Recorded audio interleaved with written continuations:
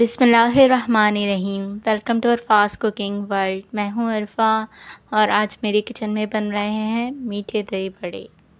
ایک غلطی ہو جائے تو لوگ بات تک نہیں کرتے، اور ہمارا رب اتنے گناہ ہونے کے بعد بھی ہمارا رزق بند نہیں کرتا۔ ریسیپی شروع کرتے ہیں اس دعا کے ساتھ کہ اللہ سبحانہ و تعالی ہم سب کے رزق میں اضافہ فرما دے، آمین ثم آمین۔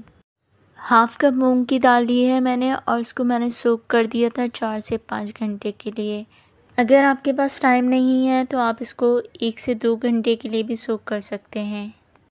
اب ہم لے لیں گے ایک بلینڈر جگ، اور اس میں یہ دال جو ہم نے سوک کر کے رکھی تھی اس کو 2 سے 3 پانی سے دھونے کے بعد ہم اس میں ایڈ کریں گے۔ اب ہم اس میں 2 سرونگ اسپون بیسن ایڈ کریں گے، 1/4 T spoon baking soda add کریں گے، اور 1/2 ٹی اسپون نمک ایڈ کریں گے۔ 1/2 ٹی اسپون لال مرچوں کا پاؤڈر ایڈ کریں گے، 1/4 ٹی اسپون ہلدی اور 1/4 ٹی اسپون اجوائن ایڈ کریں گے۔ اب اس میں اتنا پانی ایڈ کرنا ہے کہ یہ اسموتھ سا پیسٹ بن جائے۔ اس پیسٹ کو ہم نکال لیں گے، اور کنسسٹنسی آپ اس کی دیکھ سکتے ہیں کہ کتنی ہے۔ اب ہمیں اس کو پھینٹ لینا ہے اتنا کہ اس میں ایئر بھر جائے۔ اب ہم کیسے معلوم کریں کہ بیٹر کو ہمیں کتنا پھینٹنا ہے؟ تو ہم تھوڑا سا پانی لیں گے اور یہ بیٹر اس میں ڈال کر دیکھیں گے۔ اگر یہ فلوٹ کرنے لگے گا، تیرنے لگے گا، تو اس کا مطلب ہے کہ مزید ہمیں بیٹر کو نہیں پھینٹنا ہے۔ اگر یہ بیٹر اوپر نہ آئے تو اس کا مطلب ہے اس کو مزید پھینٹنا ہے۔ آئل نکال لیتے ہیں اور اس کو گرم کر لیتے ہیں۔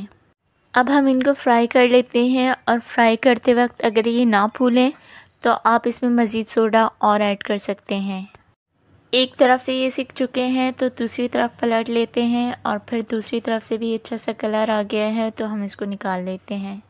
مزید بڑے بھی میں نے اسی طرح سے تھوڑے تھوڑے کر کے فرائی کر لیے ہیں۔ فرائی کرنے کے بعد ہم بڑوں کو ٹھنڈا کر لیں گے، اور اس کے بعد ہم اس کو سادے پانی میں ایڈ کر دیں گے۔ اگر آپ نے بڑوں میں نمک ایڈ نہیں کیا تو آپ یہاں پر پانی میں نمک ایڈ کر دیجئے۔ اگر آپ نے بڑوں میں ایڈ کیا ہے تو پانی میں ایڈ کرنے کی ضرورت نہیں ہے۔ جب تک یہ ڈپ ہو رہے ہیں ہم تیاری کر لیتے ہیں دہی کی۔ 1 کپ میں نے دہی لیا ہے، آپ کو جتنے دہی بڑے بنانے ہیں آپ اسی حساب سے دہی لیجئے گا۔ اب ہم دہی میں ایڈ کریں گے 1 ٹیبل اسپون پسی ہوئی چینی اور 1/2 ٹی اسپون نمک۔ دہی کو ہمیں بہت اچھی طرح سے پھینٹ لینا ہے، اس میں گٹلیاں بالکل بھی نہ ہوں۔ اور اب ہم اس میں ایک ایسی چیز ایڈ کریں گے جس سے دہی تھک بھی ہوگا اور اس کا ٹیسٹ بھی بڑھے گا، اور وہ ہے 2 ٹیبل اسپون کریم۔ آپ کے جتنا دہی ہے آپ اسی حساب سے کریم ایڈ کیجیے گا۔ میں نے 1 کپ لیا تھا دہی تو اس میں 2 ٹیبل اسپون میں کریم ایڈ کروں گی۔ دہی اور کریم کو اتنا مکس کرنا ہے کہ یکجان ہو جائے۔ اب یہ دہی اتنا گاڑھا ہو چکا ہے کہ آپ اس کو بڑوں پر ڈالیں گے تو یہ رکا رہے گا، لیکن مسئلہ یہ ہے کہ یہ آبزرو نہیں ہوگا۔ تو آبزرو کرنے کے لیے آپ کو اس کو تھوڑا سا پتلا کرنا ہے، تو اس میں ہم دودھ ایڈ کریں گے۔ تو میں نے 1/2 کپ اس میں ملک ایڈ کیا ہے تاکہ یہ تھوڑا سا پتلا ہو جائے۔ دہی ہمارا تیار ہے، اور اب ہم آ جاتے ہیں بڑوں کی طرف۔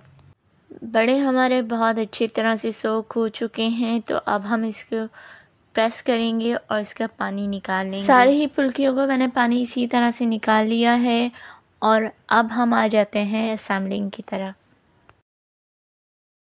ایک سرونگ بول لے لیں گے، اور اس میں سب سے پہلے ہم بڑے یا پھلکیاں جو بھی آپ بولتے ہیں وہ ایڈ کر دیں گے۔ ان کو ایڈ کرنے کے بعد ہم اس پر دہی ایڈ کریں گے، اور دہی آپ دیکھ سکتے ہو کہ کتنا گاڑھا بنا ہے۔